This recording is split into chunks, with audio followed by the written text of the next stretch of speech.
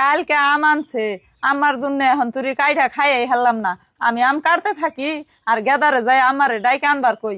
শামিম, শামিম, এই যে তোমার আব্বা আম আনছে, তোমার দাদিরে যাই ডাইকে নিয়ে হগা, কওগা যে আঙ্গ আব্বা আম আনছে, আঙ্গ মা তোমার এখনই যাইবার কইলো আম খাইবেন নিগে।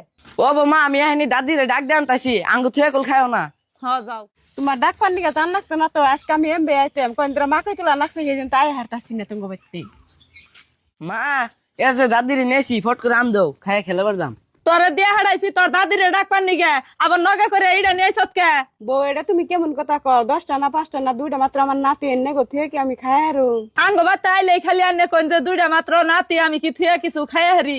আমার এই পোলাটা এত বুটা হইলো, আনে তো কোনোদিন কোন হানে নগে করে নিয়ে গেলাম না, আর কোনোদিন আনে রু পোলার বাইতেও নিয়ে গেলাম না যে বউ গেদার পোলাটা নিয়ে আইছি কিছু দেও সে খাইকো।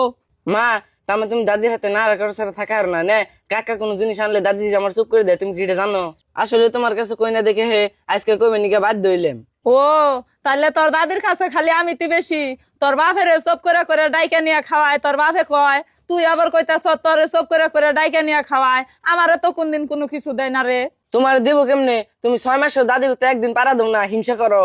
থাকা দাদু ভাই তোমার মায়ের আর কিছু কর নাকবো না, এই সামান্য আম খাইবারে যেটি কথা শুনলাম, এই আম খাওয়া আমার হয়ে গেছে গাই, আমার খান নাকবো না, নজরে দাদু ভাই যাই আমরা। খারা নাম্মা আবার খারাম কে এই নাতি থিয়া তুমি ভাবছো কেমবে আমি এই আম খামু?